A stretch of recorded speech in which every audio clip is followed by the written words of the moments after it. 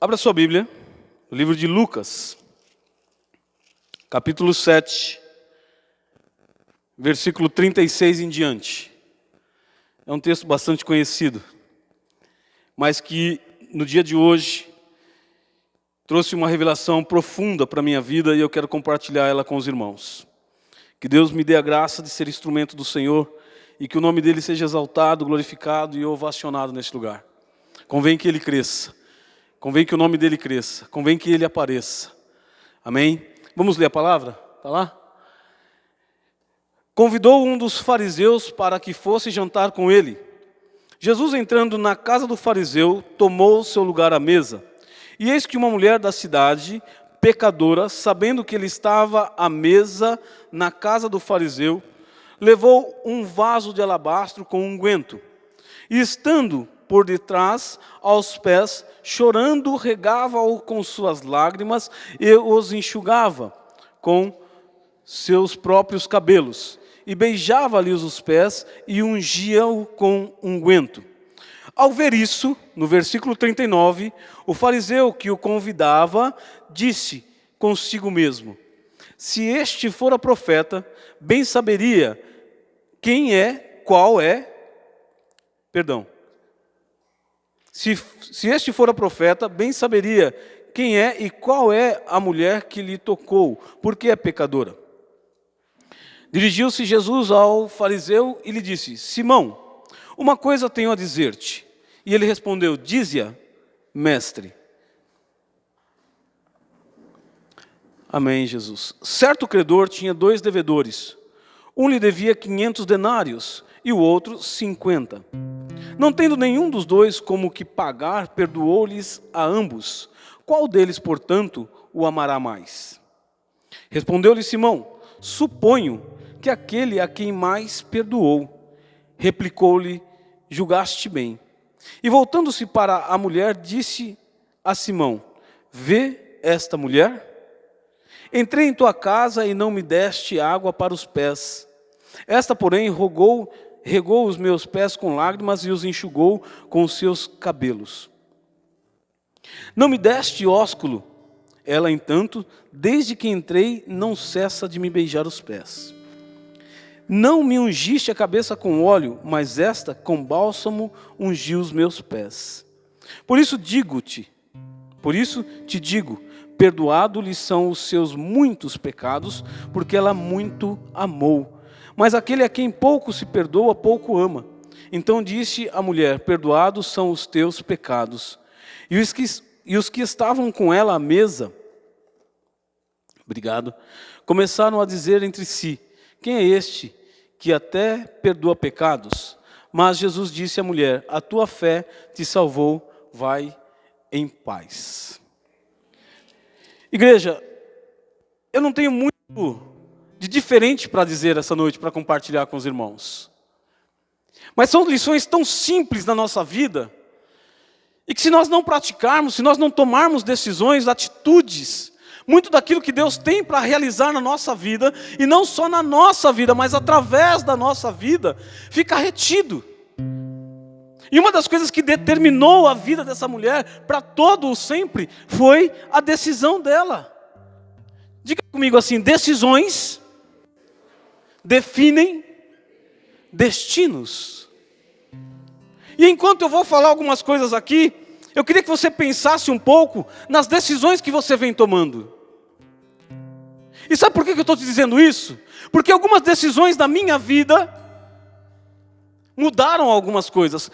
Coisas que não dá para voltar atrás. Algumas por misericórdia, o Senhor, que é digno de todo louvor e honra, nos perdoa, nos purifica e nos dá uma outra oportunidade. Mas tem decisões que não dá para voltar atrás. Quais são as decisões que você tem tomado? Como você tem se achegado ao trono do Senhor? Como está a sua vida cristã? Ora, irmão, nós temos pregado e se ouve pregar neste altar sobre santidade, sobre vida com Deus, sobre entrega incondicional no altar do Senhor. E muita gente continua andando na esteira, porque ainda não entendeu qual é o chamado, qual é o propósito, o que Deus quer de você. Essa mulher, ela vai e oferece algo poderoso. Primeira coisa que acontece, ela rompe com toda e qualquer situação que possa ir contra ela. Primeiro, ela nunca poderia entrar na casa do fariseu. Nunca, nunca. Nunca poderia. Se eu estiver errado, me corrija aí os universitários. Segunda coisa que ela rompe, ela vai até os pés de Jesus, solta o seu cabelo, o que seria uma grande vergonha. Ela não poderia fazer aquilo em público nunca, jamais. Mas o que chama a atenção no texto, além de outras coisas que eu vou citar aqui, é o fato de que ela não se importou com absolutamente nada. Nada iria tirar o foco que ela tinha. Qual era o foco? Adorar ao Senhor. Ela saiu da casa dela com um propósito. Ela ouve dizer que Jesus está na casa daquele fariseu. Então ela saiu com um propósito. Ela não saiu dali simplesmente porque era dia de culto, ou porque ela tinha um protocolo a seguir, ou porque se ela não fosse na quarta-feira o Denilson ia ligar, ou se ela não fosse no sábado ele também ia ligar. Não, ela saiu dali com um propósito, independente de qualquer coisa. Nada iria pará-la, nada iria impedir de fazer aquilo que estava determinado em seu coração. E quem colocou no coração dela isso? O Senhor, o próprio Deus. O que Deus tem colocado no meu e no seu coração? Que as circunstâncias à nossa volta nos impedem de caminhar. O que Deus tem colocado no teu coração como objetivo dele para a tua vida e para os teus, que ao andar no meio do caminho até você chegar lá, algo te desviou, algo tirou o teu foco, algo te impediu. É uma palavra de reflexão. Então eu quero que você reflita sobre isso, porque muitas vezes já aconteceu comigo isso. Deus colocou algo tremendo no meu coração, aqueceu o meu peito para fazer algo, mas de lá até aqui, parece que alguma coisa aconteceu e aquele calor foi se esfriando, e parece que eu comecei a pensar, mas espera aí, o que a Débora vai pensar, mas e o Diego, mas e o Denilson, espera aí, como é que vai ser, como é que não vai ser, espera aí, irmãos, nós temos que chamar a atenção de Deus. Importa-nos adorar o Senhor, mas em obediência. Não tem como receber algo do Senhor se não for por meio da obediência. Mas vamos lá. Interessante que esse fariseu, Jesus sabia quem ele era, e mesmo assim, Jesus vai até a casa dele. E mesmo Jesus sabendo o que estava no coração daquele homem, Jesus vai até a casa dele e se senta à mesa com ele. Imagine que esse fariseu não estava muito preocupado em receber do Senhor ou dar para o Senhor. O que esse fariseu queria era mostrar para a sociedade que Jesus, que era o cara na época, Jesus tinha acabado de sair de uma situação de cura. Então todos ali estavam observando, olhando para Jesus. Todos ali queriam que Jesus fosse até a sua casa. E esse fariseu não perde muito tempo, ele convida Jesus para ir até a casa dele. Jesus vai até a casa dele, senta à mesa com ele, entra, se senta à mesa. Imagine essa situação. Imagine se fosse este um culto, ou uma reunião, um almoço simplesmente. Mas, quando menos o fariseu espera, chega ali uma mulher pecadora. Diga comigo, uma mulher pecadora. E essa mulher, e eu já falei um pouco da história dela, ela chega, se prostra e começa a adorar ao Senhor. Ela começa a lavar os pés do Senhor com suas lágrimas. Logo depois ela começa a secar os pés do Senhor com seus cabelos. E não menos que isso, ela vai e traz consigo um bálsamo precioso, caríssimo na época. E ela quebra aquele vaso, ela despedaça aquele recipiente que trazia aquele líquido valioso e joga aos pés do Senhor e começa a ungir o Senhor ali. E os historiadores dizem que aquele óleo precioso custava 300 denários. É isso mesmo, Diego? 300 denários, né? Seria o equivalente a 1 ano de trabalho de um profissional mediano. Imagine que outro dia, a minha casa é do tamanho de um ovo de codorna, mas a Juliana estava cansada, eu falei, vamos ver uma pessoa para dar uma ajeitada aqui na casa para a gente, fazer uma faxina um pouco melhor. Aí nós chamamos uma moça, ela falou assim, vou te cobrar barato, como o bairro aqui é periferia, vou te cobrar R$150 na diária. Aí eu olhei para a Juliana e falei, caramba, tem semanas que passam que a gente não ganha isso. Então imagine que um dia de trabalho, R$150. O que ela estava depositando aos pés do Senhor era equivalente a 1 ano de trabalho. Os melhores de conta, aí faça uma conta rapidinho, me ajuda aí por favor. quanto daria a R$ 150 o dia, 1 ano de trabalho? Foi o que essa mulher ofertou aos pés do Senhor. E eu comecei a pensar que tipo de oferta eu tenho dado ao Senhor. Sabe, irmãos, alguns que estavam ali começaram em algum outro texto, ele vai dizer assim, mas espera aí, não seria melhor ela pegar esse óleo precioso, vender e pegar o dinheiro e ajudar os pobres? E aí numa outra parte Jesus vai dizer que os pobres eles vão ter sempre, e Jesus não vai ter sempre com eles. E eu comecei a me indagar, me perguntar a mim mesmo, o que eu tenho oferecido ao Senhor? Que tipo de oferta eu chego aqui para oferecer ao Senhor? E eu vou voltar para você a pergunta que me veio ao coração. Que tipo de oferta você tem dado ao Senhor? Sabe, irmãos, o ritual, existem alguns rituais judaicos e que dizem o seguinte, primeira coisa, quando eles chegam a pessoa na casa deles, e eles recebem aquela pessoa, e eles lavam os pés da pessoa, secam os pés da pessoa, limpam os pés da pessoa, ele está querendo dizer o seguinte, que aquela pessoa, ela é bem-vinda na casa daquele judeu, e não somente é bem-vinda como uma visita, ele é um hóspede, e enquanto ele estiver ali, o tempo que ele precisar ficar, ele pode ficar, e durante todo esse período, aquela pessoa que está recebendo, vai estar a serviço daquele hóspede. É isso que significava aquilo. E a primeira coisa que acontece é que quando Jesus entra na casa do fariseu, o fariseu não oferece para ele a água para lavar os pés. E aquela mulher, assim que ela chega, a primeira coisa que ela faz é lavar os pés de Jesus com as suas lágrimas. Em outras palavras, ela estava dizendo para Jesus assim, olha Senhor, eu não quero o Senhor na minha vida simplesmente para uma visita, eu quero o Senhor para ficar na minha vida, eu quero que o Senhor fique hospedado aqui, e que o Senhor, enquanto estiver aqui, eu vou te servir, eu estou a seu serviço. É isso que aquela mulher estava dizendo, quando ela vai e começa a lavar os pés de Jesus com as suas lágrimas. É isso que ela estava dizendo.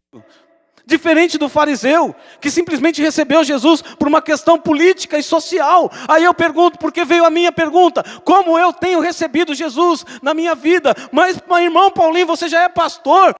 Eu tenho até vergonha de falar que eu sou pastor aqui. Mas é uma pergunta que veio a mim e eu preciso transferir isso para você também, compartilhar com você. Como eu tenho recebido o Senhor, não é no culto de quarta-feira, não é no culto de sábado, que a gente vem e chora e dança e pula e se aquebranta e sai daqui chorando e manda no zap da igreja, olha o culto foi uma bênção. Não, eu quero saber como eu tenho recebido Jesus amanhã, quinta-feira, sábado durante o dia, domingo, na segunda, na terça, no meu ambiente de trabalho, na faculdade, com os meus amigos. Como eu tenho recebido Jesus, como apenas um visitante que está lá, opa, beleza Jesus, eu fui te visitar, o Senhor veio me visitar na quarta-feira, no sábado, oh, beleza, joia, mas agora acabou, agora sou eu. Ou é só por um status? Ou é só para mostrar para um e para outro que eu estou aqui? E gente, isso é muito sério. E Jesus joga isso na cara do fariseu depois. Jesus vai dizer para ele assim, ei, eu cheguei aqui, você não ofereceu água para lavar os meus pés. Mas essa mulher aí que você está julgando, sabe qual é o problema? Que a sociedade olha para algumas situações de uma forma, você olha para algumas coisas de uma forma. Você pode olhar para si mesmo de uma forma, você pode olhar para o irmão que está ao teu lado de uma forma, e é completamente diferente, porque o teu olhar não é o olhar do Senhor, e é exatamente o que Jesus estava dizendo para aquele fariseu. Ei, você está olhando aí, está vendo uma pecadora, mas eu estou vendo aí alguém diferente, alguém que se importou em me receber, não simplesmente como uma visita, mas como um hóspede, e me servir com o que ela tem de melhor. E aí lá na frente, Jesus vai e mais uma vez joga na cara do fariseu, deixa eu ver aqui para mim não me perder.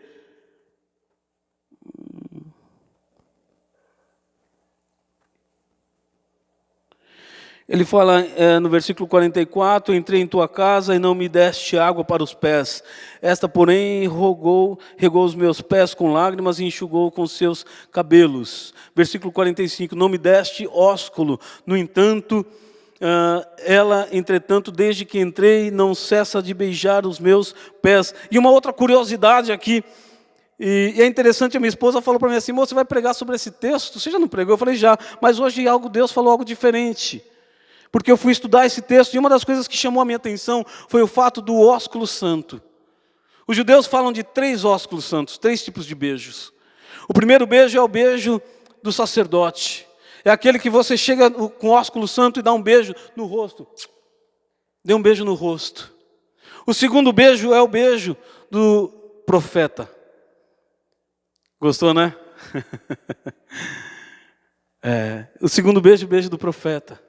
É aquele que você precisa abaixar um pouco mais, porque é um beijo que se dá na mão do profeta. Então o profeta estende a mão, você vai, abaixa um pouquinho, dá um beijo na mão do profeta, reconhecendo quem ele é, reconhecendo a autoridade e a unção que está sobre ele. O terceiro beijo é o beijo do rei.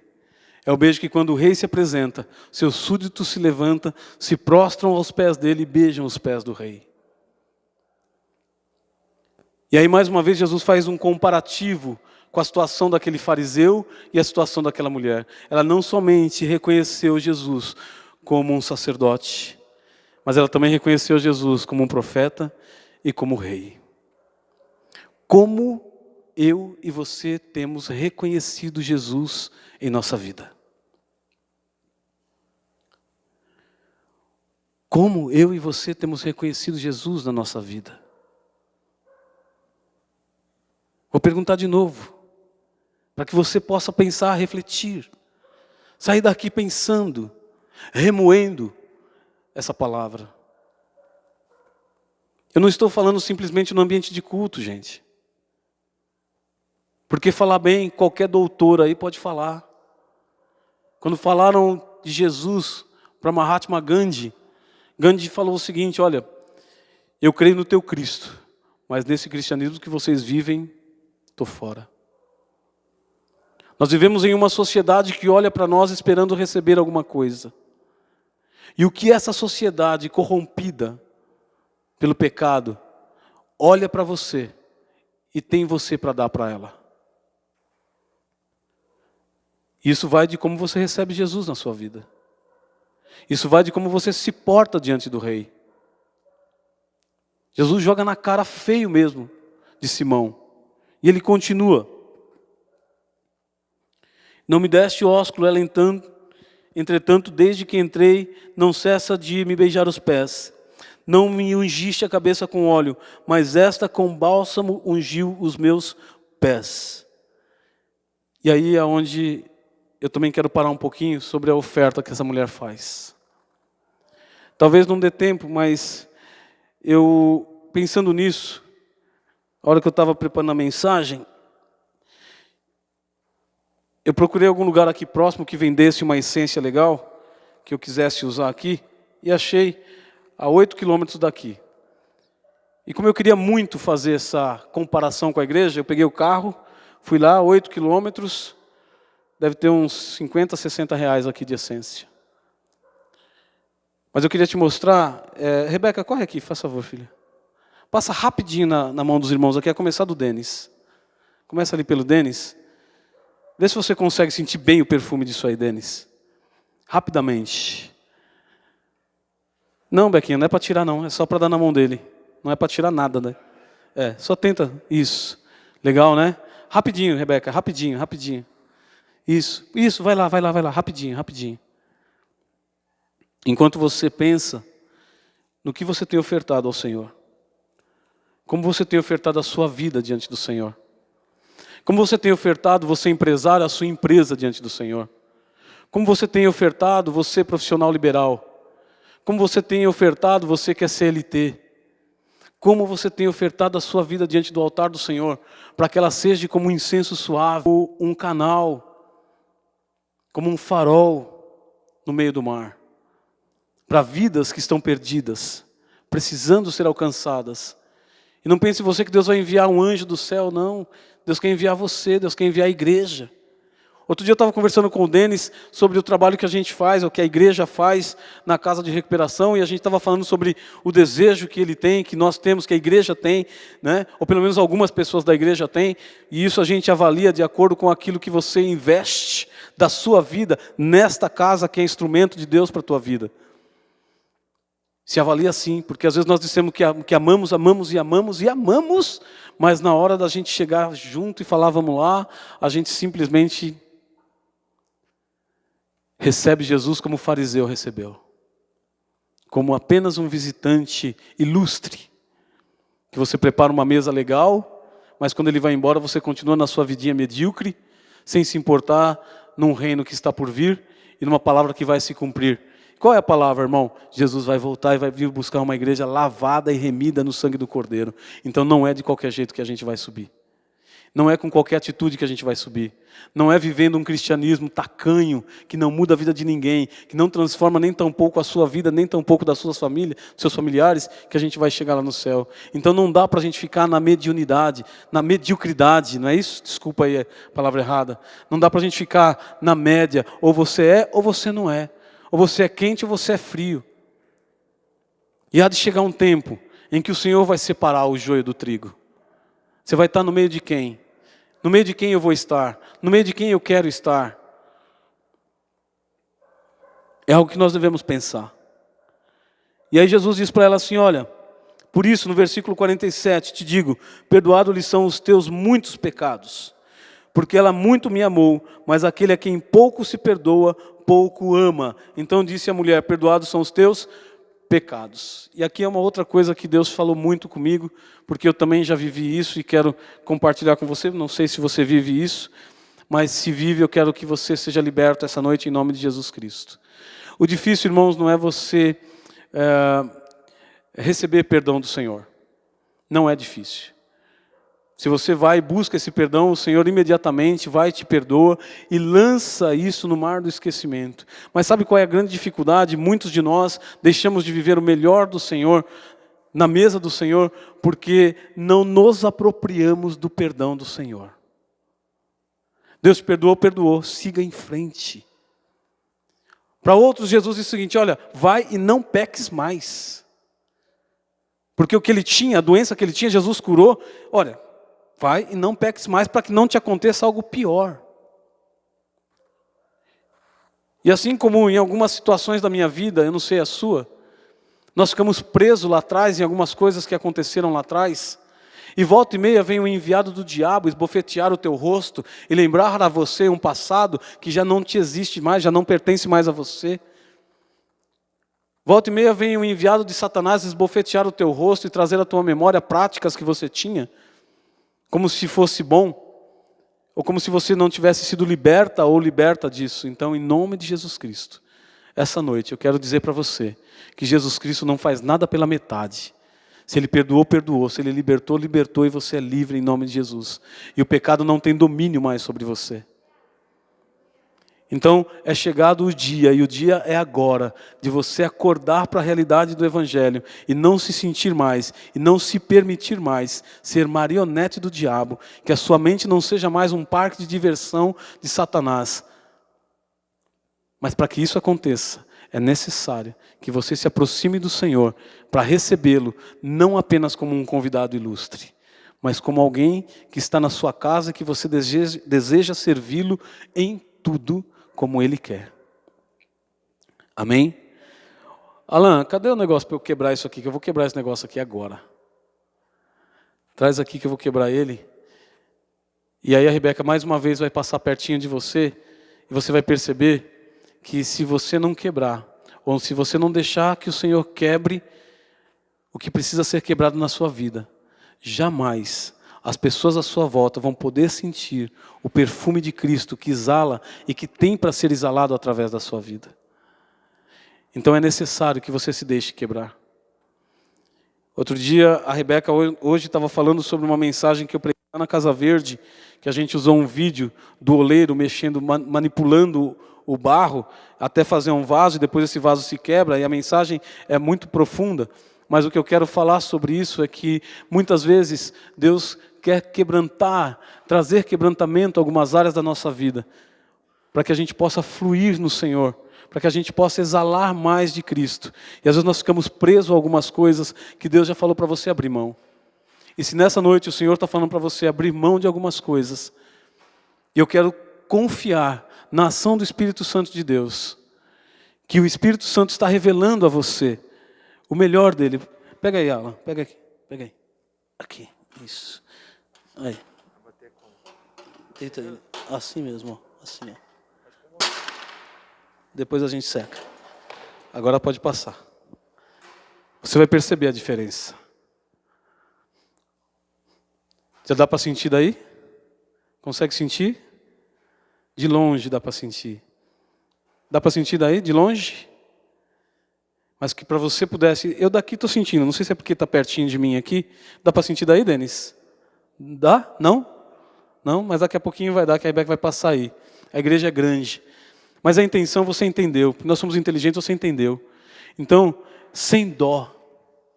Eu não me preocupei com o que eu andei para buscar, ou o que eu gastei. Então você também não pode se preocupar com aquilo que Deus quer quebrar na sua vida. Se Deus está te chamando para uma novidade de vida, para quebrar algumas coisas, para quebrar alguns paradigmas que você estabeleceu, para que você possa estabelecer os paradigmas de Deus na tua vida, na tua família e em tudo que você colocar nas suas mãos, então não tenha medo, não tenha dó, simplesmente quebre, simplesmente deixe Ele quebrar, simplesmente fala: Senhor, estou aqui, o Senhor quer que eu exale o perfume de Cristo? Então quebra a minha vida. Tem um louvor que eu gosto que fala: eu quero ser um vaso novo, quebra a minha vida, me faça de novo.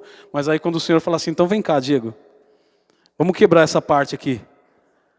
Vem cá, Denilson, essa parte aqui do teu casamento precisa ser tratada. Vou quebrar, tá? Porque eu preciso fazer de novo.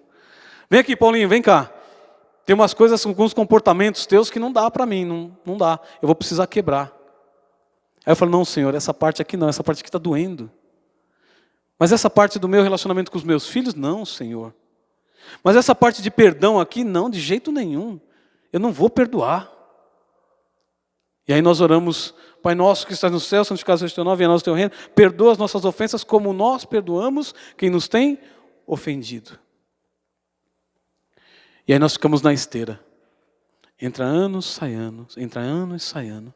O Denilson falou outro dia, aliás, vem falando sempre, né? Nós vamos viver o Evangelho esse ano melhor do que o ano passado, ou nós vamos viver pior do que o ano passado, ou igual ao ano passado? Você está feliz do jeito que você está vivendo? Você está feliz com o Evangelho que você está vivendo? Você está vivendo um Evangelho de novidade de vida? Você está vivendo um Evangelho de que um dia é melhor do que o outro? Ou você está vivendo um Evangelho mediano? Então é hora de você se deixar quebrar.